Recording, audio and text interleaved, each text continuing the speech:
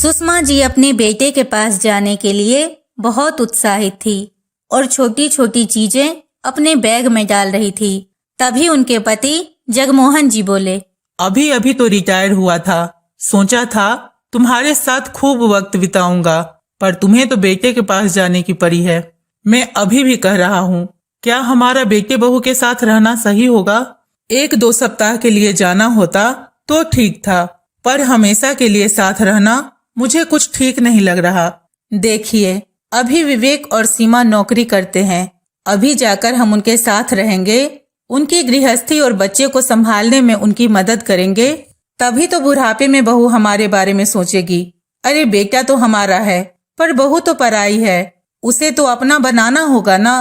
तुम्हें जो ठीक लगता है वही करो, पर इतना याद रखना, जो मतलब के लिए करते हैं वह कभी अपने नहीं होते। यही जीवन की सच्चाई है। आप कितना सोचते हैं? अरे बेटा बहू अच्छे नहीं होते तो क्या अपने पास रहने के लिए बुलाते और मैं जाती? और एक बात बता दूं आपको, अगर मुझे उस पर भरोसा नहीं होता तो मैं खुद भी वहां नहीं जाती। बहू जब भी फोन पर बात करती है कितना आदर और सम्मान के साथ बात करती है, और जब भी हमारे पास आती है तो देखते हैं जी जी करके ही बात करती है।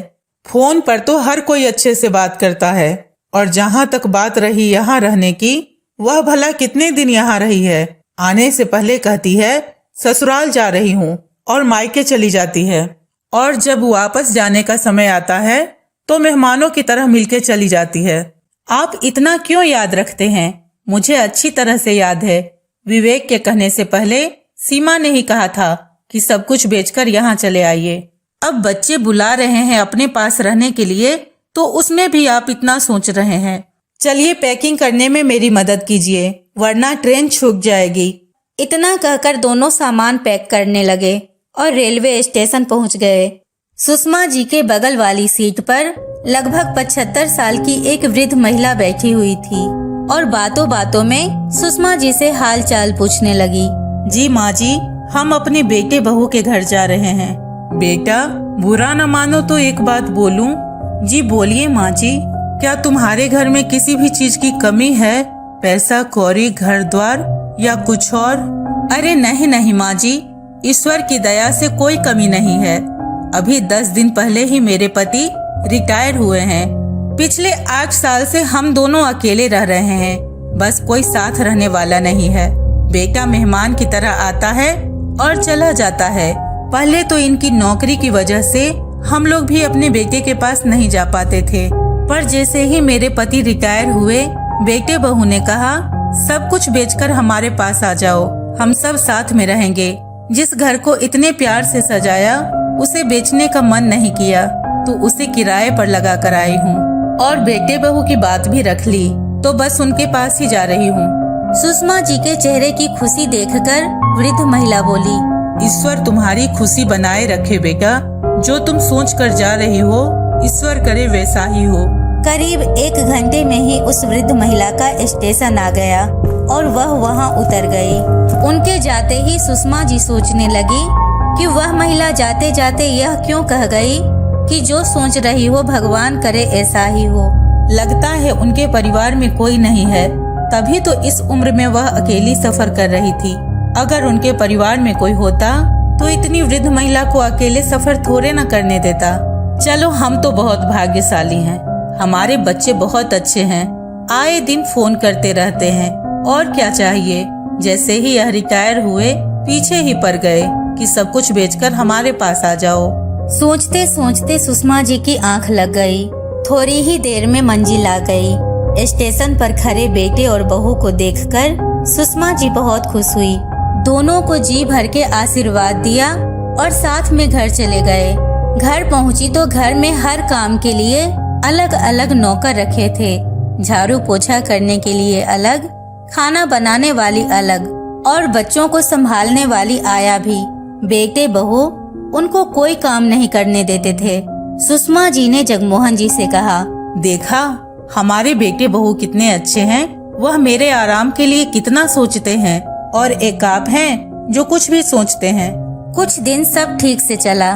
फिर एक दिन बच्चे को संभालने वाली ने कुछ दिनों के लिए छुट्टी ले ली। फिर क्या था, सुषमा जी ने सारी जिम्मेदारी खुद ले ली। अरे वाह मम्मी, आपने तो कमाल कर दिया। फालतू में हम बच्चे को रखने वाली को बुलाते थे, इससे बेहतर तो आप इसका ध्यान रखती हैं। हाँ, तो यह तय रहा कि अब कोई आया नहीं आएगी, मम्मी जी ही अपने पोते का ख्याल रखेंगी। बेटे बहू की बातें जगमोहन जी को बिल्कुल अच्छी नहीं लगी, पर सुषमा जी को कोई फर्क नहीं पड़ा। फिर किसी बहाने से खाना बनाने वाली को भी काम से निकाल दिया और किचन का भार भी सुषमा जी पर डाल दिया। फिर एक दिन सुषमा जी की तबीयत खराब हो गई। इतना बुखार चढ़ गया था कि कोई भी दवा असर नहीं कर रहा था।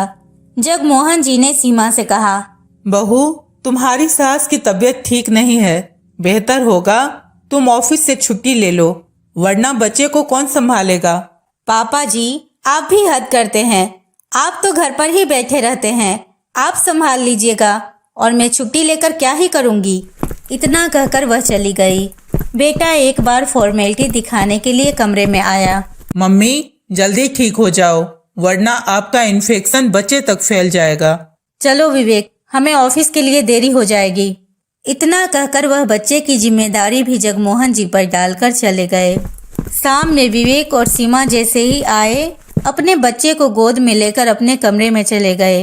एक बार माँ का हाल चाल भी पूछने नहीं आया। वो लोग बाहर से ही खाना खाकर आ गए थे और बच्चे के लिए भी बाहर से ही खाना लेकर आए थे। जगमोहन जी रसोई में जाकर सुषमा जी के लिए चाय बनाई और उन्होंने अपने हाथों का सहारा देकर सुषमा जी को उठाया और चाय के साथ ब्रेड खिलाया। सुषमा जी के आंखों से आंसू बहने लगे। सच कहा था इन्होंने, हम दोनों ही एक दूसरे के लिए काफी हैं। यहाँ बहू एक बार देखने तक नहीं आई, बेटा एक बार हालचाल पूछने तक नहीं आया। क्या क्या सोच कर आई थी, वैसा तो कुछ हुआ ही नहीं। शायद ट्रेन में वह महिला इसीलिए कह रही थी कि जो सोचकर जा रही हो, ईश्वर करे ऐसा ही हो। थोड़ी देर बाद सीमा और विवेक कमरे में आए। आपके बेटे को ससुराल से इतनी संपत्ति मिली है कि वो एक बार भी आपसे मांगने नहीं आएंगे। देखिए ना, तभी तो आपको आए हुए यहाँ इतने दिन हो गए, उन्होंने एक बार भी आपसे पैसे नहीं मांगे, तो आप खुद ही हमारी मदद कर दीजिए। जगमोहन जी ने सुषमा जी की तरफ देखा तो सुषमा जी बोली, अच्छा बहू, तो इसीलिए तुम कह रही थी कि गांव से सब कुछ बेचकर हमारे पास आ जाइए। हाँ मम्मी जी, आप तो बहुत समझदार हैं, आप मेरी बात अच्छे से समझ रही हैं। पर बहू, हमने अपना मकान बेचा नहीं, बल्कि किराए पर लगाया है। जिस मकान में हमने जीवन के इतने साल गुजारे, हम उसे क्यों बेचेंगे? और रही बात उनके रिटायरमेंट के पैसे की, तो वही तो हमारे बुढ़ापे का सहारा है, उसे हम किसी और को कैसे दे सकते हैं? सही कहा था तुमने विवेक, इन लोगों को यहाँ बुलाने का कोई फायदा नहीं हुआ। फालतू में हमने अपना समय और पैसा बर्बाद किया। ठीक है मम्मी जी, जब आपको यहाँ रहना ही नहीं है तो समय क्यों बर्बाद करना। विवेक, इनके गांव जाने की टिकट करवा दो। इतना कहकर सीमा वहां से चली गई। अंदर जाकर सीमा ने सोचा, अगर यह यहाँ से चली गई तो सारा पैसा फिर हमारे हाथ नहीं लगेगा। उसने अगले दिन ही उन्हें रोकने का प्लान बनाया और सुषमा जी के बाथरूम में तेल गिरा दिया। सुषमा जी को तेल दिखाई नहीं दिया, जिस कारण वह फिसलकर गिर गई और उनके कमर में गहरी चोट लग गई। जगमोहन जी ने जब सुषमा जी को अस्पताल ले जाने के लिए विवेक से बात की तो विवेक बोला, रोज रोज के पैसे की खर्चों से मैं तंग आ गया हूँ। ऐसा कीजिए, हाथ में कटोरा लीजिए और बाहर जाकर सड़क पर बैठ जाइए, कोई न कोई तो आपकी मदद कर ही देगा। इतना कहकर बेटे ने अपने कमरे का दरवाजा बंद कर लिया तो जगमोहन जी के आंखों में आंसू आ गए। वह कुछ नहीं बोले और सुबह सुबह पैसों का इंतजाम करने गांव चले गए। विमला, अरे ओ विमला, पता नहीं यह बुढ़िया कहाँ मर गई। विमला भागते हुए आई। भाभी जी, माँ के कमर में बहुत दर्द कर रहा है, वह आराम कर रही हैं। अरे आराम आराम आराम, यहाँ बस आराम फरमाने के लिए आई हैं क्या? सीमा दंदनाते हुए सुषमा जी के कमरे में गई, जहाँ सुषमा जी दर्द से कराह रही थी। सुषमा जी के पास गई और हाथ खींचते हुए बोली, चल बुढ़िया, ये तेरा गांव नहीं है जहाँ तू अपनी मन मर्जी करेगी, यह मेरा घर है, यहाँ सब मेरे नियम कानून से होता है। हाथ खींचते हुए सुषमा जी दर्द से और कराह उठी। बहू, आज के लिए बख्श दो, कल सब टाइम से कर दूंगी। सुषमा जी को ऐसे बोलते हुए देख काम वाली विमला बोली, भाभी जी रहने दीजिए ना, आज माँ जी के हिस्से का सारा काम मैं कर दूंगी। नौकरानी हो नौकरानी की तरह रहो, मुझे ज्यादा सलाह देने की जरूरत नहीं है, काम तो यह बुढ़िया ही करेगी। इतना कहकर सीमा सुषमा जी को खींचते हुए ले जाने लगी। सुषमा जी दर्द से छटपटा रही थी, तो विमला से यह सब आज बर्दाश्त नहीं हुआ। उसने सीमा का हाथ जोर से झटकते हुए कहा, अरे इंसानियत नाम की चीज आपके अंदर में है या नहीं? कैसे जानवरों की तरह माँ जी को खींचते हुए ले जा रही हैं? उनका दर्द क्या आपको दिखाई नहीं देता? अगर आपकी माँ होती तो क्या आप उनके साथ भी ऐसा ही करती? ए लड़की, अपनी औकात में रह, वरना क्या भाभी जी, हम आपके यहाँ नौकरी जरूर करते हैं पर आपके गुलाम नहीं हैं। या आप अपनी अमीरी का धौस कहीं और जाकर दिखाइएगा, और विमला किसी के साथ गलत होते नहीं देख सकती, समझिए आप। विमला ने सुषमा जी को बिस्तर पर ले जाकर लेटा दिया। माँ जी आप रुकिए, हम आपके लिए कुछ नाश्ता लेकर आते हैं, फिर हम आपको हॉस्पिटल लेकर चलेंगे। विमला का अपनापन देखकर सुषमा जी फूट फूट कर रोने लगी। उधर सीमा विमला का यह रूप देखकर सन्न खड़ी थी। विमला ने एम्बुलेंस को फोन किया, सुषमा जी को चाय ब्रेड खिलाया और उन्हें हॉस्पिटल लेकर गई। बेटा, तू पराई होकर मेरे लिए इतना सब क्यों कर रही है? माँ जी यह सब बातें बाद में, पहले आपका इलाज जरूरी है। विमला ने अपने सारे जोड़े हुए तनख्वाह हॉस्पिटल में जमा किए और फटाफट से सुषमा जी का इलाज शुरू करवाया। उधर सुषमा जी बेड पर पड़े विमला को आशीर्वाद दे रही थी और सोच रही थी कि मेरे अपनों ने मुझे ठुकरा दिया और इस बच्चे ने मुझे एक नया जीवन दान दिया। तभी विमला ने कहा, देखिए माँ जी, बाबूजी भी गांव से आ गए और अब आप बहुत जल्दी ठीक हो जाएंगी। सुषमा जी के ठीक होने के बाद जब सुषमा जी और जगमोहन जी घर पहुँचे तो विवेक अपनी माँ से बोला, माँ, आपने हमें पैसे ना देकर अच्छा नहीं किया, हम तो आपके ही भरोसे थे। सुषमा जी ने एक जोरदार थप्पड़ विवेक को लगाया। तुझ जैसे लालची बेटे से अच्छा होता कि मैं बेऔलाद रहती। तुम्हारे पापा सच ही कहते थे कि बेटे के पास रहने के लिए मत जाओ। गलती मेरी थी जो मैंने तुम पे भरोसा किया। अपने ही औलाद को पहचानने में मैंने कैसे भूल कर दी। अब मुझे सीख मिल गई है, अब दोबारा गलती नहीं करूंगी। चलिए जी, सामान बांधिए, हमें अपने घर जाना है। उतने ही देर में जगमोहन जी ने अपने वकील को फोन करके कहा, वकील बाबू, मेरी वसीयत तैयार कीजिए और उस वसीयत में से मेरी जितनी भी संपत्ति है उन सभी चीजों में से मैं अपने बेटे और बहू को बेदखल करता हूँ। जब तक हम जिंदा हैं वह संपत्ति हमारी रहेगी। मैं नहीं रहा तो वह सुषमा की होगी, और जब हम दोनों ही नहीं रहेंगे तो वह सारी संपत्ति किसी ट्रस्ट को दे दिया जाएगा, क्योंकि हमें अपने बच्चों पर भरोसा नहीं है। दरवाजे पर कान लगाए सीमा सब सुन रही थी। वह जाकर विवेक को सारी बात बताई। विवेक दौड़ा दौड़ा आया और पिता से माफी मांगने लगा। बेटा, अब कोई फायदा नहीं, तीर कमान से निकल चुका है। तुमने क्या सोचा था? तुम अपने माँ बाप को बेवकूफ बनाओगे? क्या हमारे माथे पर ना समझ लिखा है?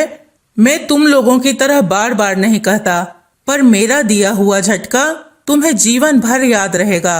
इतना कहकर उन्होंने अपना सामान पैक कर लिया। निकलते निकलते वह अपनी पत्नी से बोले, अच्छा किया जो तुम हमें जबरदस्ती ही सही पर यहाँ पर ले आई। कम से कम आंखों से पर्दा तो हटा। सारी सच्चाई सामने आ गई कि हमारे बेटे हमारे लिए क्या सोचते हैं। अब जीवन भर इनकी शक्ल देखने के लिए कभी मुझसे मत कहना। अब यह मान कर चलो कि दुनिया में मैं तुम्हारे लिए हूँ और तुम मेरे लिए।